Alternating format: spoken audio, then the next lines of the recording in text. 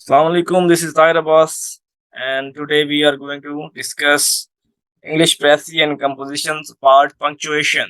Exclamation mark जज्बातों पे आते हैं, जज्बातों का खेल है, ठीक है ना। तो जब जज्बातों का खेल आएगा तो हम क्या करेंगे, एक्सक्लेमेशन मार्क का इस्तेमाल करेंगे। द एक्सक्लेमेशन मार्क वो एक छोटा सा बना के नीचे डॉट, ठीक है ना। Known informally as a bang is used at the end of a sentence or a short phrase which expresses very strong feelings। जब आपने अपने जज्बातों का, अपने एहसासात का ख्यालात का इजहार करना है, तो आपने जब वो अल्फाज लिखने हैं, वो चाहे फ्रेज है, शॉर्ट फ्रेज है या सेंटेंस है, तो आपने लास्ट पे एक्सक्लेमेशन मार्क का इस्तेमाल करना है। वो एक पुराना एक वो मेरे माइंड में आ गया, जब बचपन से पढ़ते आ रहे हैं, 6-7 क्लास से। Hurrah we have won the match, ठीक है ना। तो हम क्या करते थे, आगे एक्सक्लेमेशन मार्क लगाते थे।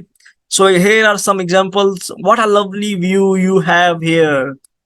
क्या है वो, फीलिंग्स का देख रहा है, उसको पॉजिटिव फीलिंग्स आ रही हैं। What a lovely view you have here, तो हमने क्या लास्ट में लगा दिया, एक्सक्लेमेशन मार्क लगा दिया। दैट्स फंटास्टिक, अब वो फीलिंग्स का इजहार कर रहा है, उसको मजा आ रहा है, तो वहां पे उसने क्या कर दिया, एक्सक्लेमेशन मार्क का इस्तेमाल कर दिया। Mister John don't touch that, अब यहाँ पर थोड़ा वो गुस्सा भी हो रहा है, ठीक है ना। जब उसने गुस्से वाली फीलिंग्स का इजहार किया, तो हमने लास्ट पे क्या क्या कर दिया, एक्सक्लेमेशन मार्क का इजाफा कर दिया। अब सोचिए, अगर हम यहाँ पे एक्सक्लेमेशन मार्क का इस्तेमाल नहीं करते, तो हमें क्या पता चलेगा हम फीलिंग्स कौन सी हैं, मतलब कि फीलिंग है भी सही इसमें, कि ऐसे ही उसने बात कर दी कि mister John don't touch that, इस तरह नहीं। जब हमने आगे पढ़ा कि उसने एक्सक्लेमेशन मार्क लगाया है, तो हमें वो ऑटोमेटिकली पता लग गया उसकी राइटिंग से कि वो थोड़ा इमोशंस में कह रहा है, थोड़ा फीलिंग्स में कह रहा है, वो फीलिंग्स थोड़ा गुस्से वाली भी हो सकती हैं। Mister John don't touch that, ठीक है ना।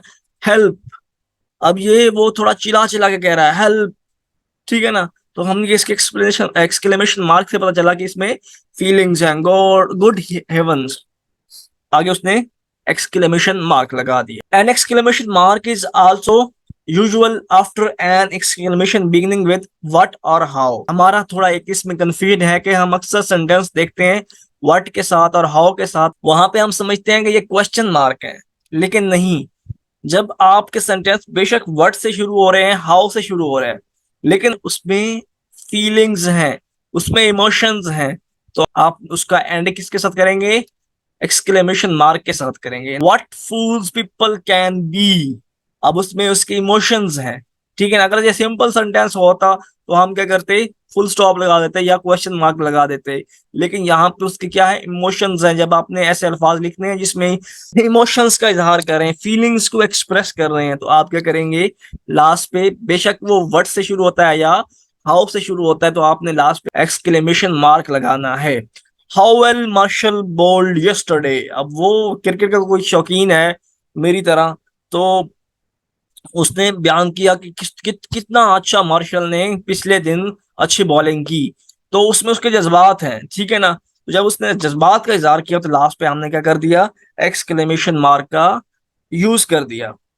Second, you can also use an exclamation mark to show that a statement is very surprising. पूरी स्टेटमेंट के बाद भी आप एक्सक्लेमेशन मार्क का इस्तेमाल कर सकते हैं। You can also use an exclamation mark to show that a statement is very surprising. आप सिर्फ छोटी स्टेटमेंट या छोटे फ्रेजेस के लिए आप एक्सक्लेमेशन मार्क का इस्तेमाल नहीं करते, बल्कि आप लंबे लंबे सेंटेंसेस के लास्ट पे अगर आप एक्सक्लेमेशन मार्क लगा देते हैं, तो इट्स मींस के वो पूरी स्टेटमेंट ही सरप्राइजिंग है। एग्जांपल देखते हैं, after months of careful work the scientist finally open the Tom, it was empty. अब ये क्या है, वो बिल्कुल उसने पूरी स्टेटमेंट को एक सरप्राइजिंग में बदल दिया, लास्ट पे क्या लगा के, एक्सक्लेमेशन मार्क लगा के। Don't use an exclamation mark unless you are certain it is necessary. आपने हर कहीं पे ना आपने एक्सक्लेमेशन मार्क को नहीं लगाना, जब तक आप सर्टेन ना हो कि यहाँ पे आपने इमोशंस का इस्तेमाल किया है या कहीं पे इमोशनल इस्तेमाल हुआ हुआ है, ठीक है ना। वहां पे आपने एक्सक्लेमेशन मार्क लगाना है। आपने हर कहीं एक्सक्लेमेशन मार्क नहीं लगाते फिरना, इतना फ्री नहीं है कि आप इसको मुफ्त हाथ आए तो बुरा क्या है, गाले वाला वो शेर मिसरा बना ले कि इसको हर जगह पे लगा दे, नहीं। बल्कि इसको आपने वहां पे लगाना है जहां पे नेसेसरी है।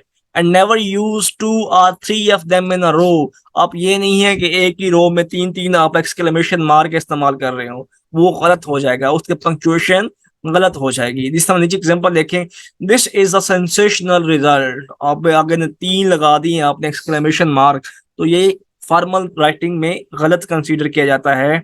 This sort of thing is alright in personal letters, जो आप पर्सनल लेटर लिखते हैं तो वहां पे आप ये इस्तेमाल कर सकते हैं। आप इंग्लिश ऐसे में या आप इंग्लिश प्रेसी एंड कंपोजिशन के पेपर में आप इस्तेमाल नहीं कर सकते। But it is completely out of place in formal writing. A formal writing में you are not allowed to use thrice or twice exclamation mark. Summary of exclamation mark जो हमने पीछे पढ़ा है, इसकी अगर हम समरी पढ़ें 2 लाइनों में पढ़ें तो क्या पढ़ते हैं? Don't use an exclamation mark unless it's absolute necessary. आप सर्टन हैं कि यहाँ पे एक्सक्लेमेशन मार्क का इस्तेमाल होगा तो सत बिस्मिल्लाह आप करें, ठीक है ना। लेकिन आपको अनसर्टेनिटी है कि यहाँ पे इमोशंस का इस्तेमाल नहीं हुआ, आपको लग रहा है कि फीलिंग्स नहीं है, एक स्टेटमेंट जनरल स्टेटमेंट है, तो आपने क्या करना है, वहां पे नहीं लगाना। Use an exclamation mark after an exclamation, specially after one beginning with what और हाउ। आप हाउ और व्हाट के साथ जो इमोशंस वाले सेंटेंसेस हैं उनके साथ एक्सक्लेमेशन मार्क लगाएंगे, ना कि आप फुल स्टॉप या क्वेश्चन मार्क लगाएंगे।